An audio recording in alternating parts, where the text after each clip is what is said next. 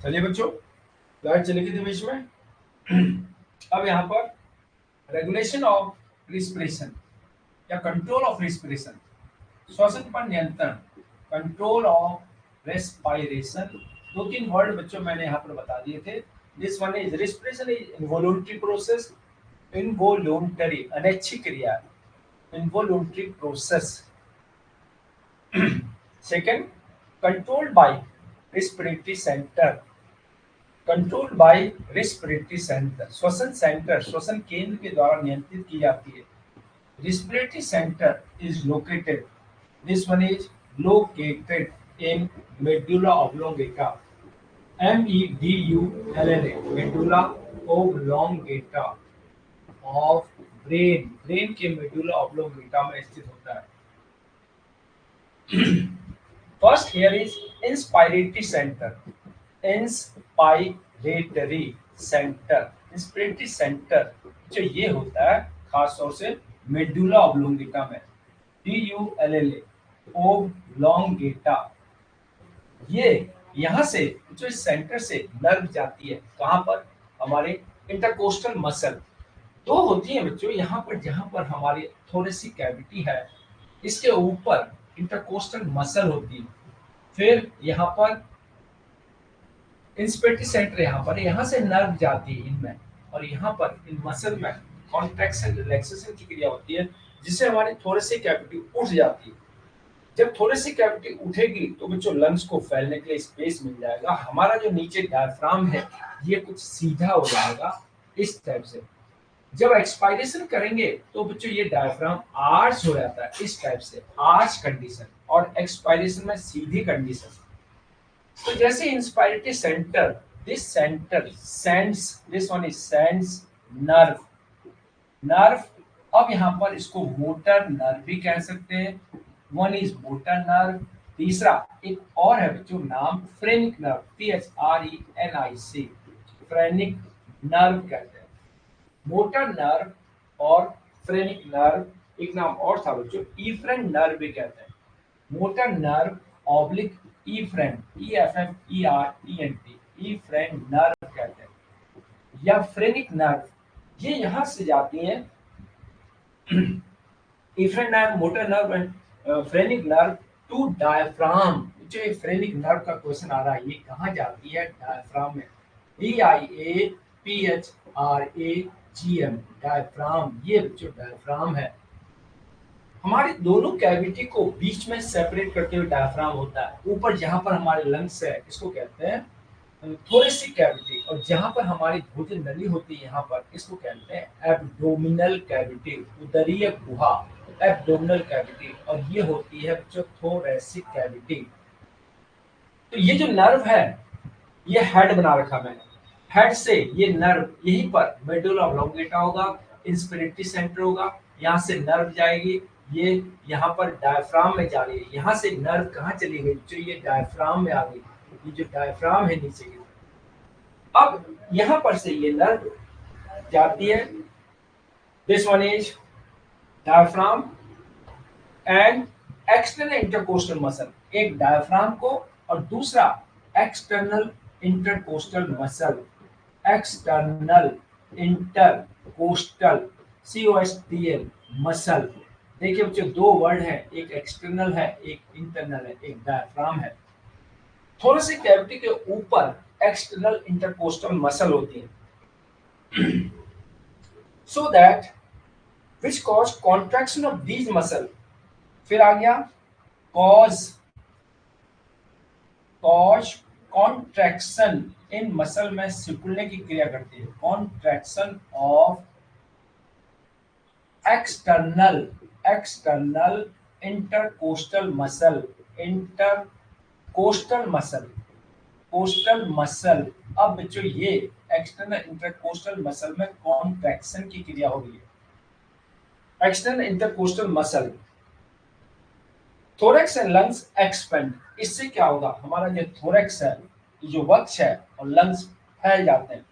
This one is thorax and lungs expand, ये फैल जाते हैं। जब फैल जाते हैं तो उसके अंदर प्रेशर कम हो जाता है, बाहर वायुमंडलीय प्रेशर ज्यादा होता है, एयर तेजी से लंग्स में भरने लगती है। So that filling the lungs, thorax and lungs expand. This one is filling the lungs by air. Lungs by air. Lungs में एयर भर जाती है बच्चों, ये प्रोसेस आपको ध्यान रखना है। दिस वन इज, अब ये जो सेंटर है इंस्पायरेटरी सेंटर, ये नॉर्मल ब्रीथ में काम करता है। ये आ गया this centre, inspiratory centre, inspiratory centre works in normal breath, works in normal breath, सामान्य सांस लेने में काम करेगा बच्चों, वर्क्स इन नॉर्मल ब्रीथ। अब समझ में इतना ही पॉइंट है। देखिए इंस्पायरेटरी सेंटर मेडुला ऑब्लोंगेटा में है, it send nerve, motor nerve, phrenic nerve, efferent nerve तो किसको भेजता है, diaphragm and external intercostal muscle, diaphragm और एक्सटर्नल इंटरकोस्टल मसल को भेजता है। एक्सटर्नल इंटरकोस्टल मसल बच्चों ध्यान रखना है, जो बाहर की तरफ है intercostal muscle, cause contraction of external intercostal muscle, जिससे एक्सटर्नल इंटरकोस्टल मसल सिकुड़ने लगती हैं। फिर thorax and lungs expand, thorax और लंग्स फैल जाते हैं। Filling the lungs by air, जिससे लंग्स के अंदर एयर का प्रेशर कम हो जाता है, वहां पर एयर भरने लगती है। ये जो सेंटर है inspiratory centre works in normal breath, सामान्य सांस लेने में, रेस्टिंग अवस्था में सांस लेने में उस समय काम करता है। तो बच्चों यहाँ पर कौन सी मसल आ गई, एक्सटर्नल इंटरकोस्टल मसल, ये वर्ड आपको ध्यान रखना है। अब आएगा सेकंड, इंस्पायरेटरी सेंटर के बाद एक्सपायरेटरी सेंटर, वो भी वहीं पर स्थित है। Second expiratory centre, this one is expiratory centre, there is located, स्थित है in medulla oblongata, DULLA, medulla oblongata में ऑफ ब्रेन। इंस्पायरेटरी से थोड़ा सा पीछे होता है, this one is above the inspiratory, उसके ऊपर होता है, this one is located above, थोड़ा सा आगे। इंस्पायरेटरी सेंटर, इंस्पायरेटरी सेंटर इस सेंटर से थोड़ा आगे होता है। अब क्या होगा बच्चों, इसके बाद motor nerve from this centre innovate the abdominal muscle and intercostal muscle. अब यहां से मोटर नर्व निकलती है, this one is motor nerve, ये कहां जाती है, पासेस टू, अब पासेस टू, एक तो एब्डोमिनल मसल, उदरीय पेशियों में एब्डोमिनल मसल, एंड सेकंड वहां पर था बच्चों एक्सटर्नल, अब आ गया internal, internal intercostal muscle, intercostal muscle, इन दोनों जगह जाती है। वहां पर तो डायफ्राम और एक्सटर्नल इंटरकोस्टल मसल थी, यहाँ पर एब्डोमिनल मसल और इंटरनल इंटरकोस्टल मसल है। This one is passes, PASSES, passes to these two muscle. अब इसके बाद resulting in expiration,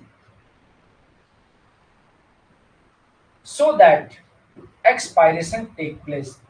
This one is expiration take place. इसके फलस्वरूप एक्सपायरेशन की क्रिया होती है, इन दोनों मसल के कारण एक्सपायरेशन की क्रिया होती है।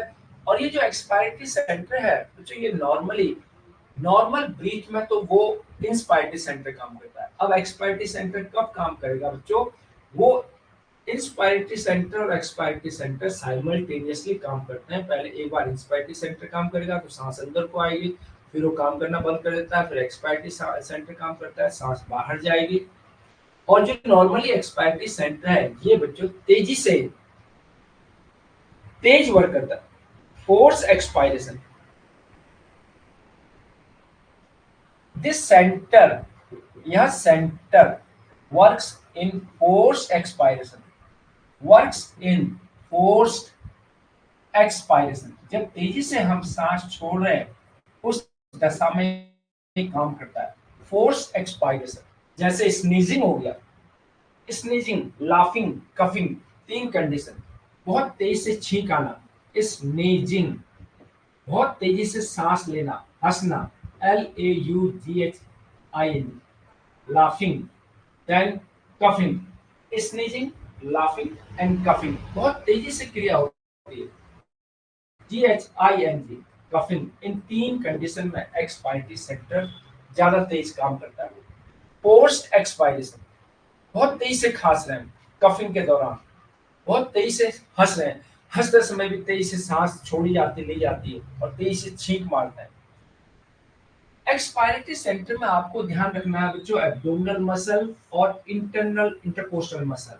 और इंस्पायरेटरी सेंटर में क्या याद रखना है आपको, एक डायफ्राम याद रखना है और दूसरा एक्सटर्नल इंटरकोस्टल मसल याद रखना है। इंटरकोस्टल मसल और यहाँ पर फ्रेनिक नर्व, हमेशा बच्चों डायफ्राम के लिए नर्व का नाम आपको बहुत इंपॉर्टेंट है, फ्रेनिक नर्व, ये डायफ्राम को जाती है। बहुत इंपॉर्टेंट क्वेश्चन है कि हमारे ब्रेन से या इंस्पायरेटरी सेंटर से हमारे डायफ्राम को कौन सी नर्व जाएगी बच्चों, क्योंकि जब तक डायफ्राम आर्च या स्ट्रेट नहीं होगा, यहाँ पर डायफ्राम स्ट्रेट है और यहाँ पर डायफ्राम आर्च है, ये डायफ्राम के आर्च होने से ही हमारे लंग्स पिचक जाते हैं, तब बच्चों एक्सपायरेशन होगा। और डायफ्राम के सीधा होने से लंग फैल जाते हैं, इंस्पायरेशन होगा, यहाँ पर एक्सपायरेशन हो रहा है, इसलिए फ्रेनिक नर्व वर्ड आपको ध्यान रखना है। अब बच्चों थर्ड कंट्रोल है, this one is both the centre do not work together, दोनों सेंटर एक साथ काम नहीं करते हैं। जब इंस्पायरेटरी सेंटर काम करेगा तो एक्सपायरेटरी सेंटर काम करना बंद कर देता है, जब एक्सपायरेटरी सेंटर काम करेगा तो इंस्पायरेटरी सेंटर काम करना बंद कर देता है, तो बच्चों जिससे कि नॉर्मल रिस्पिरेशन हो सके। अब है बच्चों नेक्स्ट है न्यूमोटैक्सिक सेंटर, एक और है बच्चों PNEU, pneumotaxic, TAXIC centre, pneumotaxic centre. अब ये सेंटर क्या चीज है बच्चों, ये बहुत से बच्चे जनरली छोड़ देते हैं। PNEU, EUMOTAXI, अब ये lies on pons, first word lies in pons, medulla oblongata का ही पार्ट है। पोन्स में न्यूमोटॉक्सिक सेंटर स्थित होता है, lies in pons and connected with both inspiratory and expiratory centre, ये दोनों सेंटर से जुड़ा होता है। Here is connected to both, दोनों से inspiratory, here is inspiratory and expiratory center, expiratory centre दोनों सेंटर से जुड़ा होता है। अब बच्चे जुड़ा होने से क्या पर्पज है इसका, ये आपको देखना है। This one is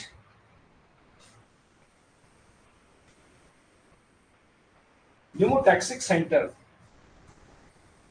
it control, this one is control both center, both center simultaneously, SIMULTANEOUSLY, simultaneously, दोनों सेंटर से कैसे जुड़ा होगा बच्चों, यहाँ पर न्यूमोटैक्सिक सेंटर और फिर एक्सपायरेटरी सेंटर। सपोज ये न्यूमोटैक्सिक सेंटर है, फिर ये इंस्पायरेटरी सेंटर, फिर ये expiratory centre. This one is pneumotaxic centre, inspiratory, inspiratory centre. अब ये एक्सपायरेटरी सेंटर, ये इंपल्स भेजता है, यहाँ पर आप सेंटर को काम करना है।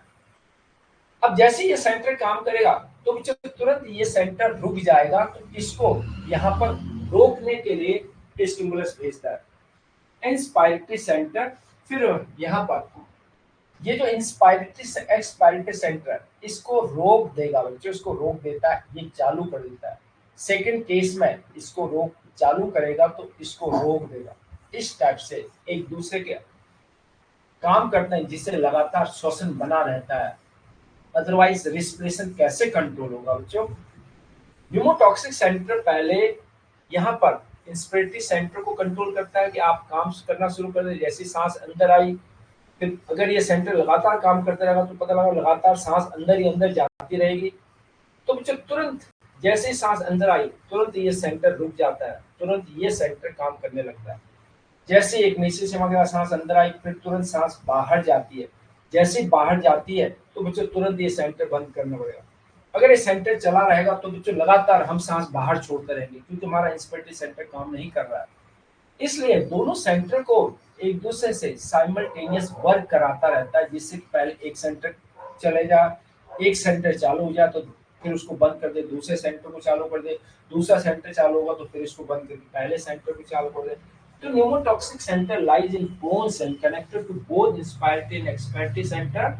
It controls both centers simultaneously. एक दूसरे के बाद क्रमशः काम करता रहता है। पहले एक काम करेगा फिर दूसरा काम करेगा, दूसरा काम करेगा फिर पहला काम करेगा, इस टाइप से। तो न्यूमोटॉक्सिक सेंटर ये होता है बच्चों। एक और है बच्चों इसमें reflex action. Reflex Hering Breuer reflex कहते हैं। This one is Hering Breuer, HERRING, Hering. दूसरा है ब्रूअर, BREUER, BREUER, रिफ्लेक्स। इसको कहते हैं Hering Breuer reflex. Hering Breuer reflex, this one is in the wall of lungs, in wall of lungs, lungs की दीवार में बच्चों रिसेप्टर होते हैं। in the wall of lungs stretch receptor, STRETCH, stretch receptor, this one is stress receptor, जो फैलने के प्रति संवेदी होते हैं। स्ट्रेस रिसेप्टर, बैरो रिसेप्टर, दूसरा नाम बैरो रिसेप्टर, RECEPTOR, और तीसरा नाम stress receptor, baro receptor and Hering Breuer receptor. तीसरा इसी के बेस पर Hering, RRING, Breuer, BREUER, receptor. ये बच्चों रिसेप्टर लगे होते हैं लंग्स की दीवार में, wall of lungs. Stress receptor, Hering Breuer receptor, baro receptor. ये रिसेप्टर क्या करते हैं कि जो नॉर्मल लंग्स है, हमारे नॉर्मल लंग्स है, इसको एक निश्चित सीमा तक फैलने ही देते हैं। उसके बाद यहाँ पर जो रिसेप्टर होते हैं ये बच्चों सेंस को रिसीव कर लेते हैं और तुरंत ये स्टिमुलस एक्सपायरेटरी सेंटर को भेज देते हैं। ये रिफ्लेक्स एक्शन है बच्चों, हमारे लंग्स एक निश्चित सीमा तक ही फैल पाते हैं। उससे ज्यादा फैलेंगे तो ये जो रिसेप्टर हैं ये तुरंत स्टिमुलस भेज देते हैं एक्सपायरेटरी सेंटर को, तो तुरंत इंस्पायरेटरी सेंटर बंद हो जाता है और ये फिर यहाँ से एक्सपायरेशन शुरू हो जाएगा। स्ट्रेस रिसेप्टर, बैरो receptor, Hering Breuer receptor, common sense जो याद रखना है कहाँ पर है, लंग्स की दीवार में। लंग्स को एक निश्चित सीमा तक फैलने से ज्यादा फैलने की क्रिया को रोकते हैं। एक निश्चित सीमा तक लंग्स फैल गए फिर उसके बाद इससे ज्यादा फैलेंगे तो बच्चों लंग्स फट सकते हैं। तो ये रिसेप्टर यहाँ पर इनकी दीवार में लगे रहते हैं। ये रिसेप्टर क्या करते हैं, ये तुरंत एक्सपायरेटरी सेंटर को उत्तेजित कर देते हैं और एक्सपायरेटरी सेंटर जैसे उत्तेजित होता है तुरंत एक्सपायरेशन शुरू हो जाता है। तो ये जो रिफ्लेक्स एक्शन है बहुत ही तुरंत होने वाली क्रिया है। एक निश्चित सीमा तक हम सांस लेते हैं फिर उसके बाद सांस नहीं ले पाते, हमारे लंग्स भर गए, उससे ज्यादा नहीं फैल पाएंगे लंग्स, क्योंकि बच्चों ये रिसेप्टर हमारे लंग्स की दीवार पे है। इसको कहते हैं स्ट्रेस रिसेप्टर, दूसरा नाम है बैरो रिसेप्टर, तीसरा हेरिंग रिसेप्टर। ये क्या करते हैं, दे प्रिवेंट रोकते हैं, PREVENT, they prevent to over stretch, STRETCH, to lungs को ज्यादा फैलने से रोकते हैं। इस prevent over stretch to lungs। Inspiration, when lungs expand, receptor stimulated, then send impulse to expand center through vagal nerve। एक और important point, they send impulse तंत्रिका संवेग भेजते हैं through THROUGS vagus nerve VAGS vagus nerve के through भेजते हैं बच्चों। Vagus nerve to here is expiratory center, expiratory center को भेजते हैं सो दैट एक्सप्रेशन स्टार्टेड, जिससे एक्सपायरेशन शुरू हो जाता है। देखो कितने इंपॉर्टेंट वर्ड है। एक तो बच्चों फ्रेनिक नर्व डायफ्राम को, वेगस नर्व स्ट्रेस रिसेप्टर से एक्सपायरेटरी सेंटर को। लंग्स एक निश्चित सीमा तक फैले, उससे ज्यादा नहीं फैले, तो ये वेगस नर्व तुरंत एक्सपायरेटरी सेंटर को चली आती है स्टिमुलस, और फिर एक्सपायरेटरी सेंटर तुरंत चालू हो जाता है। तो बच्चों यहाँ पर इस तरीके से हेरिंग ब्लू रिफ्लेक्स क्या करता है, लंग्स को ओवर एक्सपेंड होने से रोकता है। हेरिंग ब्लू रिफ्लेक्स क्या करता है, it prevent over expansion of lungs. Word ध्यान रखना है, दिस वन इज प्रिवेंट रोकता है, over expansion, over expansion of lungs, lungs को ज्यादा फैलने से रोकता है।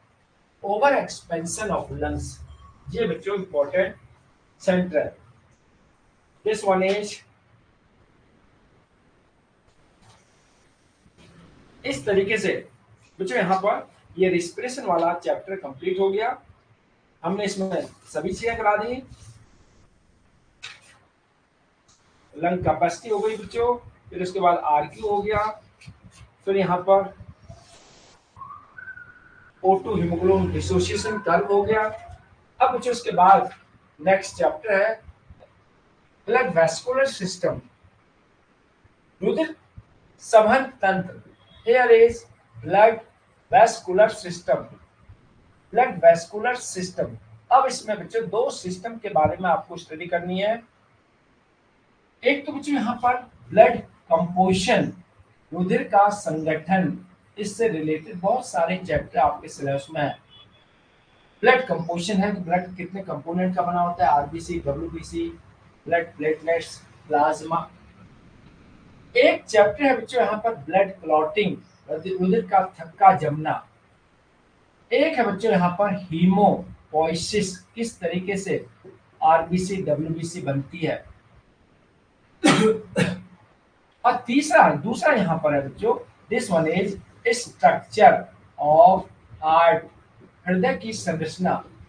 अब हार्ट, हृदय जैसे हमने बताया था फिशेस में 2 चैम्बर्ड का हार्ट है, फिर 3 chambered, this one is amphibia, फिर 3,4 chamber, this one is reptilia, फिर आ गया बच्चों 4 chamber, this one is birds and mammals, birds and mammals.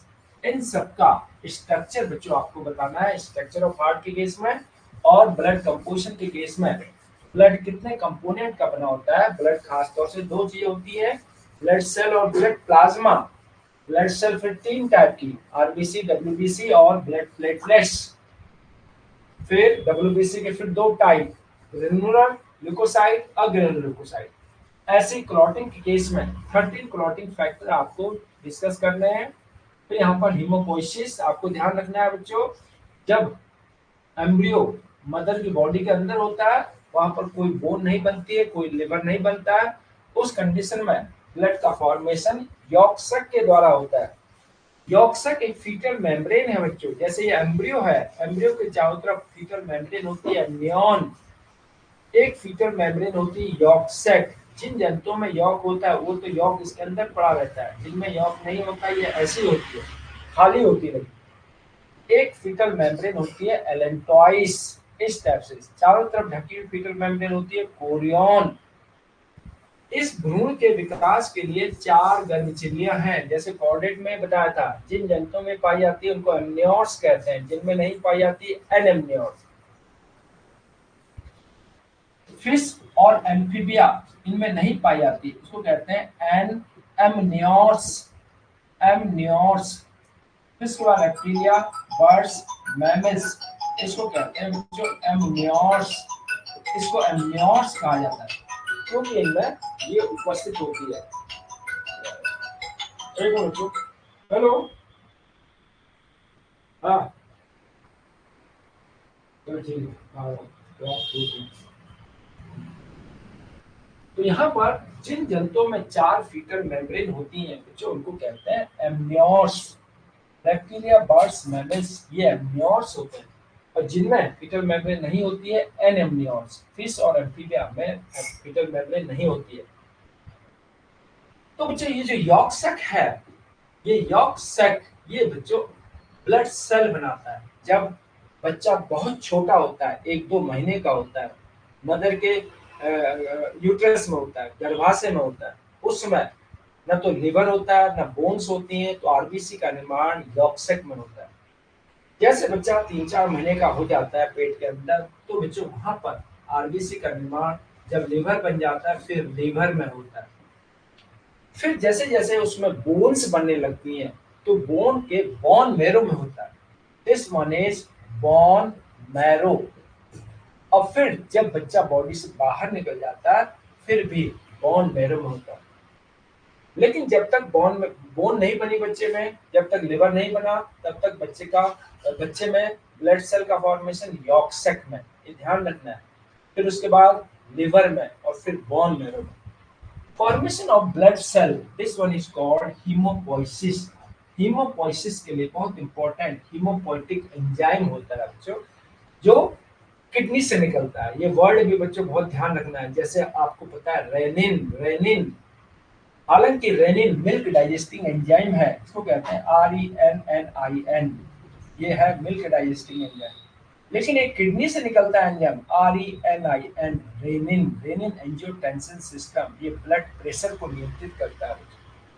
BP को यहाँ पर जब एक्सक्रीशन बताएंगे तो रेनिन एंजियोटेंसिन सिस्टम बताएंगे, RAS, रेनिन एंजियोटेंसिन सिस्टम। एक वर्ड ही है, इसमें एल्डोस्टेरोन हार्मोन भी इन्वॉल्व होता है, RAAS भी कहते हैं। रेनिन एंजियोटेंसिन एल्डोस्टेरोन सिस्टम, ये बच्चों ब्लड प्रेशर को कंट्रोल करता है। एक ब्लड प्रेशर को बढ़ाता है, एक घटाता है बच्चों। RAS ब्लड प्रेशर को रिड्यूस करता है। फिर एक और वर्ड है बच्चों, ANF, आर्टेरियो नेचुरेटिक फैक्टर, ये हार्ट से निकलता है। ये बीपी को बढ़ाता है और ये बीपी को घटाता है। बच्चों पहले बीपी हमारा स्वयं कंट्रोल होता है। हमारी बॉडी एक होमोस्टैटिक ऑर्गन की तरह, कोई चीज बढ़ती है तो उसको सिक्रीशन कम कर देती है, कोई चीज घटती है तो सिक्रीशन बढ़ा देती है। इसको कहते हैं होमोस्टैटिक ऑर्गन। हमारा शरीर स्वयं, अगर सपोज बीपी बढ़ रहा है तो शरीर स्वयं बीपी घटाने की कोशिश करता है, एक निश्चित सीमा तक घटाता रहता है।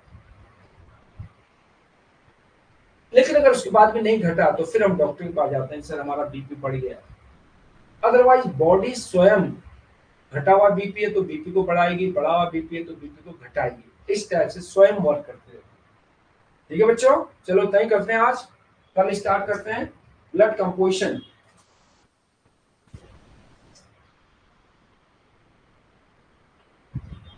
ठीक है।